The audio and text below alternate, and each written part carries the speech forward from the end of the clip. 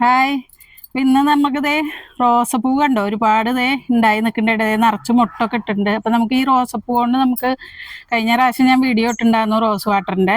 ഈ സീസണായപ്പോൾ ഇപ്രാവശ്യം ഒന്നും കൂടി ചെയ്യാമെന്ന് വിചാരിച്ചു. കാണാത്തവരുണ്ടെങ്കിൽ കാണാമല്ലോ.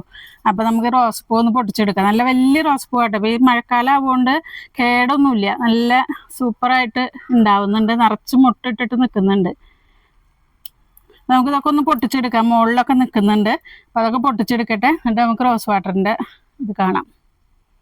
ഇത് ലൈറ്റ് പിങ്ക് ആട്ടോ. പണ്ട് നമ്മൾ പനിനീർ പൂവ് എന്നൊക്കെ പറയില്ലേ, ഈ കളറായിരുന്നു അതിന്. അപ്പോൾ ഇതിനും ഭയങ്കര മണാട്ടോ. നല്ല നാടൻ റോസല്ലേ, നല്ല സ്മെല്ലാണ് അതിന്.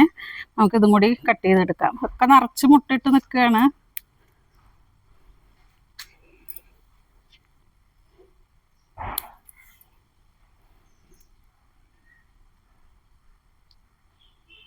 നമ്മളിത് എങ്ങനെ ഒരു പാത്രം എടുത്തിട്ടുണ്ട് കേട്ടോ. അതിലൊരു സ്റ്റാൻഡ് വെച്ചു കൊടുത്തിട്ടുണ്ട്. സ്റ്റാൻഡ് അത് പാത്രം ശരിക്കും ഇരിക്കാൻ വേണ്ടി, അല്ലെങ്കിൽ വെള്ളം തിളയ്ക്കുമ്പോൾ അത് ചിലപ്പോൾ അങ്ങോട്ടും ഇങ്ങോട്ടും മാറിപ്പോകും.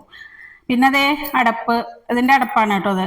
ഇതിനെ നമ്മൾ ഇങ്ങനെ വെച്ചു കൊടുക്കണം കേട്ടോ. ഇങ്ങനെ വെക്കരുത്. ഇങ്ങനെ വെച്ചാൽ വെള്ളം പുറത്തേക്ക് പോകും.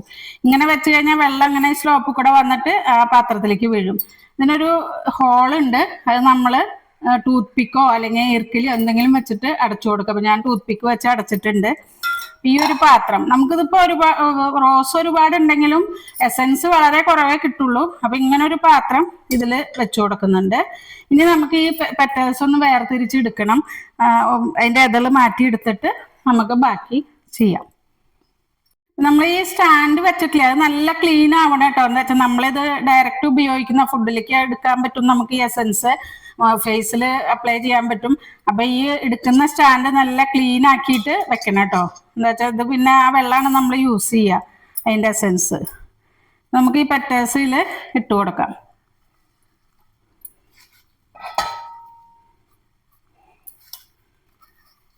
ചുറ്റിനും നടുക്കിലൊക്കെ ഇട്ട് കൊടുക്കാം കേട്ടോ. എന്നാൽ വെള്ളം തിളച്ച് വരുമ്പോൾ അതിൻ്റെ എസൻസ് അതിലേക്ക് വന്നോളും. വലിയ പാത്രം ഉണ്ടെങ്കിൽ വലിയ പാത്രം എടുക്കാം. കുറേ അധികം ഉണ്ടെങ്കിൽ, എനിക്കിപ്പോൾ ഇത്ര ഉള്ളതുകൊണ്ട് ഞാൻ ചെറിയ പാത്രം എടുത്തത്. ഇതാകുമ്പോൾ കറക്റ്റായിട്ട് കിട്ടും. ഇനി ഈ പാത്രം ഇതിൻ്റെ നടുക്കിൽ വെച്ച് കൊടുക്കാം. സ്റ്റാൻഡുമേറ്റ് ഈ വെള്ളം ഒഴിച്ച് കൊടുക്കാം.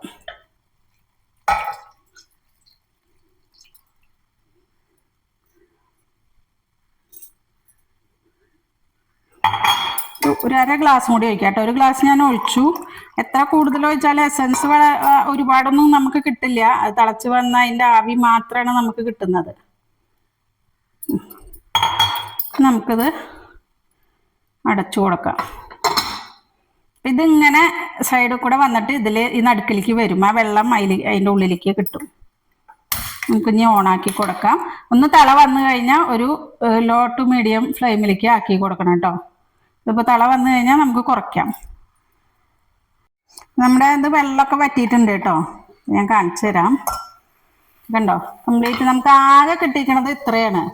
ഞാൻ ഇത് ഓഫാക്കാൻ പോവാണ്. കംപ്ലീറ്റ് വെള്ളമൊക്കെ വറ്റിയതിൻ്റെ. അപ്പം ഒരു ഗ്ലാസ് പോലും കിട്ടിയിട്ടില്ല. അപ്പം അത് ഫുൾ നല്ല പ്യുവർ എസൻസാണ് കേട്ടോ നമുക്ക് കിട്ടിയിരിക്കണേ. ഇത് ചൂടാറി കഴിഞ്ഞാൽ നമുക്കിത് ഇതുപോലെയുള്ള ഇത് ഞാൻ ഇപ്പോൾ 2 പ്രാവശ്യമായിട്ട് ഉണ്ടാക്കിയതാട്ടോ. ഇതുപോലെ റോസ് പെറ്റൽസ് എടുത്തിട്ട് ഇതുപോലെയുള്ള നല്ല ക്ലീൻ ആയിട്ടുള്ള ഒരു ബോട്ടിലിൽ വെള്ളമൊക്കെ തുടച്ചിട്ട് അതിലാക്കിയിട്ട് ഫ്രിഡ്ജിൽ വെച്ച് കഴിഞ്ഞാൽ നമുക്ക് ഫുഡിലും യൂസ് ചെയ്യാം, ഫേസിലും യൂസ് ചെയ്യാം. എന്നുവെച്ചാൽ എഡിബിളാണ്. നമുക്കത് ഉള്ളിലേക്ക് കഴിക്കാനും കുഴപ്പമില്ല. അപ്പം നല്ല പ്യുവർ റോസ് വാട്ടർ കിട്ടും. ഇത്രയേ ഉള്ളൂ. എല്ലാവരും വീഡിയോ കണ്ട് ഇഷ്ടപ്പെടുകയാണെങ്കിൽ സബ്സ്ക്രൈബ് ചെയ്യുക, കമൻസ് അറിയിക്കുക, ബെല്ലൈക്കനും കൂടെ ഒന്ന് അമർത്തി കൊടുക്കണം. എല്ലാവർക്കും ഒക്കെ ഒന്ന് ഷെയർ ചെയ്ത് കൊടുക്കുക. വീണ്ടും ഒരു വീഡിയോയുമായി കാണുന്നവരേക്കും ഓക്കെ, ബൈ.